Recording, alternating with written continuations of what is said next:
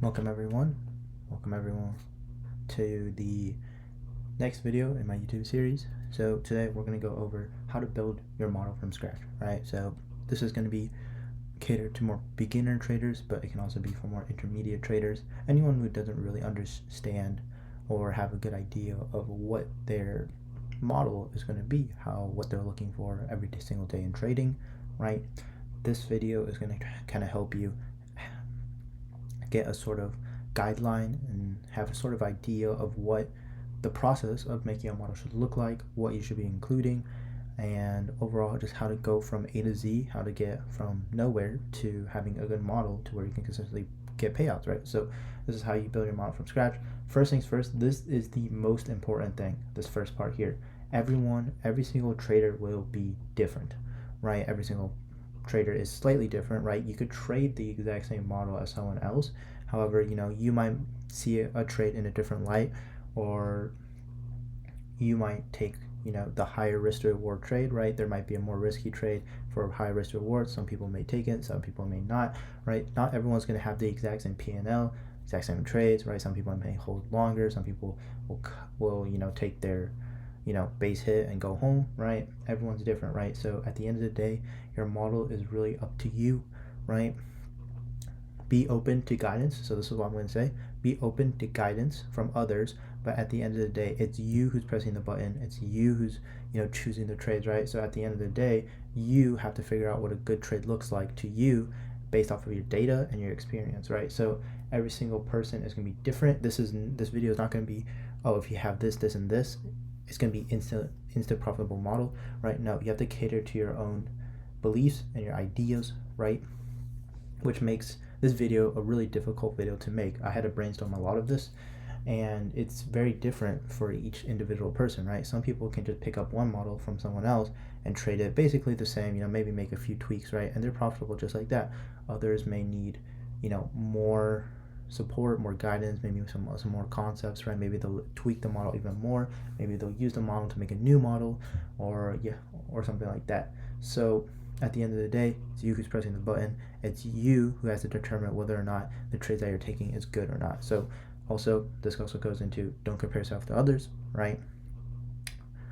Obviously, you can learn from others, but at the end of the day, don't feel down if you took a loss with your model but someone else, got a max payout, right? Because everyone is different, and maybe they're at a later stage of trading than you, so they have more experience. So without further ado, just understand that everyone's going to be different, and this is going to be a very personal journey for you. Okay, so first things first. Basics of ICT. So some of you already know a good amount about ICT, but this is going to be more for the beginner traders. So you first have to have a very good foundation on ICT concepts, right? Because if you're going to trade any model, there's going to be concepts that you have to know and that you have to be able to spot out, right? So for example, let's say someone's model is a liquidity sweep and an inversion fair value gap. Very, very simple, right? But if you don't know what a liquidity sweep is and an inversion fair value gap, and you can't spot them on the charts quickly, then you're gonna struggle, right? Even if you have a profitable model or a good model, right? If you don't know the concepts into the model, how are you gonna trade it, right? It's kind of like, if you're a carpenter, right, and you have all the tools, like you have a hammer, you have like your sculptor, I don't know, but you're a carpenter and you have all your tools, but you don't know how to use the tools, well, you're not going to be a very good carpenter then, right? So first things first, you don't need everything that ICT has ever put out. Okay, ICT has put out over 10 years worth of content, right? It goes all the way back from 2016, 2017, and now even goes up to 2026. So that's almost 10 years of content in between that stretch, right? And you got so many videos, right? You got lecture series, you got mentorships, you got core content, you got all of his oldest videos, right, with OTE, market primer courses, the market maker series. Okay, there's a lot of stuff out there, and obviously it's thousands of hours of content, right? So if you look at some of the most largest ICT traders, right, JCap, T-Trades, he's still an ICT trader, but his model is definitely less ICT-ish. JCap, even Gaddy, and me, we don't use that many concepts, right? If you watch my video, there's only really 3 concepts I use, and that's previous day high, previous day low, power of 3, and the change in state of delivery. That's all I really use. So I only really use 3 concepts, all right? So they don't use all of their concepts. This is a major misconception, and this is why most people fail at ICT, is because they think they have to learn everything that ICT has ever put together for them to be able to trade, right? They have to watch all the mentorships, they have to watch all of the, market primary series, right? They have to watch all of that. No. Personally, I think the best way to learn ICT is either the 2022 or 2024 mentorship. Now, I don't recommend you going into core. I don't recommend you going to something super old like the market primary series or OTE or anything like that. The reason why is because ICT's older videos are harder to understand because he had more of a mentorship, a private mentorship at that time. So those videos were more supposed to, get his students to advanced levels, and then, they can ask questions to him, right? Obviously, we don't have that luxury, so obviously we should keep things simple, right? So also, you don't want to be watching thousands of hours of content. So either ICT 2022 or 2024 mentorship is all you really need. Now, ICT's mentorships have always been the best way from just a straight A to Z perspective, right? If you want to go from not knowing anything to knowing a good amount to knowing everything that you need to be profitable. I truly believe if you really study the 2022 or 2024 mentorships, you have enough to be profitable, right? Because the reason why is because these mentorships, 2022 is for his daughter and 24 is for his son. Both mentorships are for his children who obviously don't know anything about trading, and he's teaching them from A to Z how to trade, right? So also, what's really nice about the mentorships is that they build off of each other, right? They'll give you every single concept that you need to learn, right? And they'll give you structure to follow, right? Every single day. So day 1, we're going to learn about this. Day 2, you can see day 1's concepts, being implied inside the video, right? And also, they have good models, right? The 2022 model is very famous, right? 2024 also had a great Asia trading model, and they also have the 2024 model as well. And then ICT YouTubers, right? If you don't understand a specific concept, because ICT isn't the best teacher, I'll completely admit that. You can use other YouTubers because they can explain things a little bit better. So I recommend Gaddy Trades. That's my boy. And T Trades. His older videos are also still very gold, right? So this will be the longest portion of your trading journey. And personally, I don't like to set time limits, right? I don't want to say this is going to take you 6 months, it's going to take you 12 months, because everyone is different, right? Some people, have work or have school, right? So they're going to, spend a little bit of a longer time trading or like learning because they can't put all their time into it, right? While someone who maybe, has plenty of time, right? Maybe they're just a part-time college student, right? They'll have more time, right? So everyone has different various amounts of time, right? So ideally, this is going to be your longest phase in your trading journey because you're literally learning a brand new skill, right? You're learning these concepts, and also you're learning how to apply them to the charts, right? And then in order to apply them to the charts, you have to learn trading view, you have to learn about candlesticks, all of that stuff, right? So personally, this will be the longest for me. Personally, it was the longest for me, and I feel like a lot of other people can equate to that. So also, this is my study session, so I recommend a couple deep study sessions every single week. So I recommend maybe like every single day you take out an hour or 2 to sit down and really understand the concepts, right? Really watch the videos, take notes and all of that. And then day 2 will be going on a live chart and marking up all the examples, right? So for example, if in day 1 we watch ICT's first mentorship video or whatever, you learn about maybe the fair value gap, right? You'll take notes on how to use the fair value gap.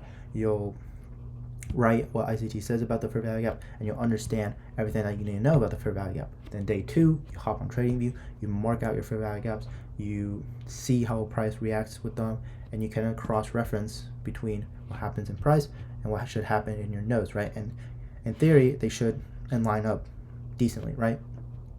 If you're doing it right. So obviously, that's a recommendation. If you need to, change things up because of your schedule, right? That's perfectly fine. Everyone's going to be different. Not everyone's going to have the same amount of time to learn. But I just highly recommend deep study sessions, a couple deep study sessions, right? 1 or 2 deep study sessions if your week is really busy is better than, just trying to watch like 10 minutes of an ICT mentorship video in between your break at work, right? So once you finish an ICT mentorship and can easily use the concepts taught and clearly mark and understand on the charts, then we can go into framing your actual model, right? So let's go to part 2.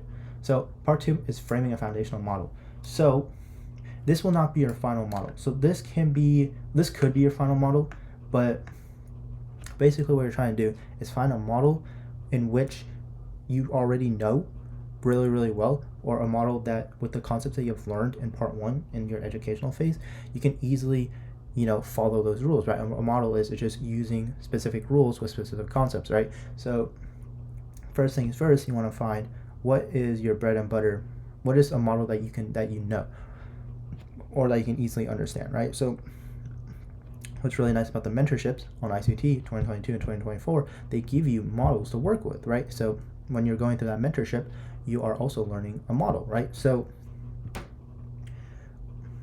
also, there's also other people's models out there, right? You got the ATM approach, which we cover in the Discord a lot, right? That's also a very, very good approach to learn. So obviously you want to find a foundational model, right? Find a framework that you like and that you can trade relatively easily, right? You don't want to be learning anything.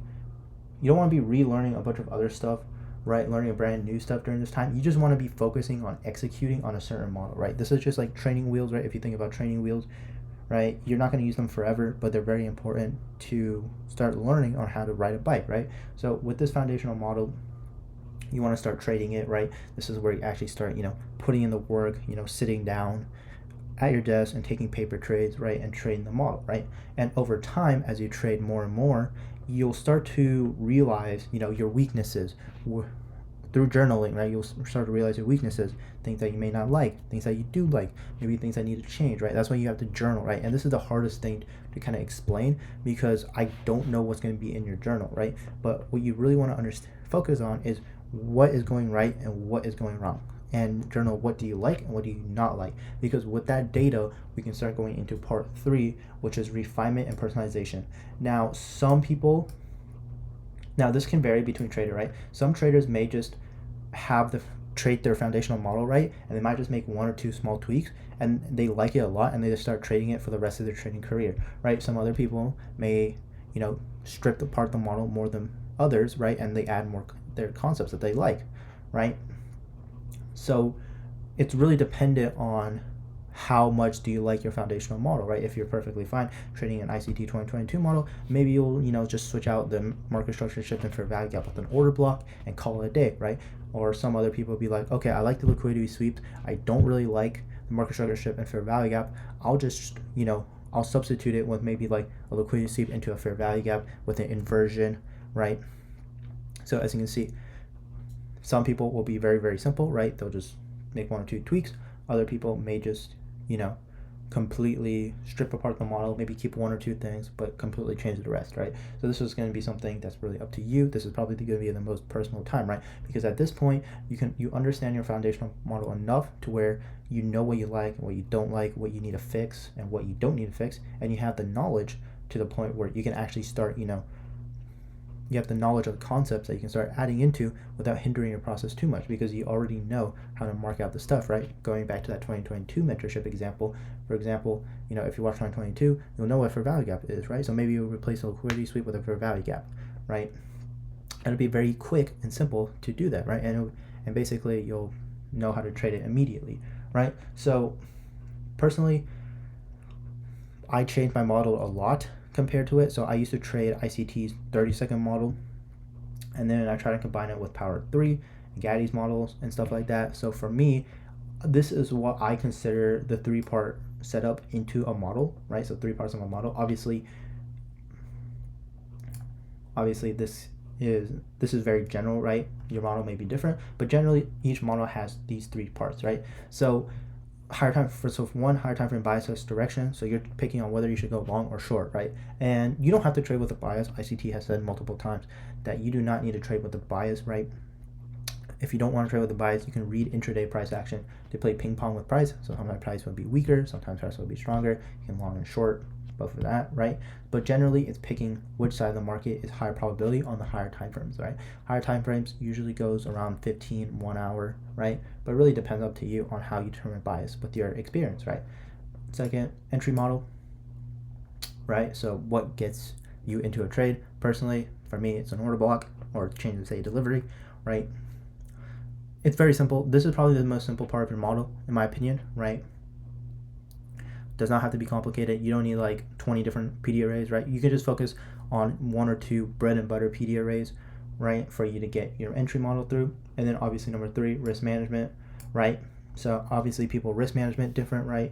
Some people may favor a more dynamic risk management system where if you take 1 loss, maybe you'll half your risk, right, until you can make up the first initial loss, right? Some people may just take, okay, boom, boom, 2 losses, I'm done, right? But generally, the main argument comes down to a lower risk to reward, higher win rate, or do you want a higher risk to reward or lower win rate, right? So, and then obviously targets, right? People target different things, right? What are you willing to target? Some people just target, okay, I'm on a prop firm, I need 300 points, I'll target 300 points. That's just a really bad example, don't do that.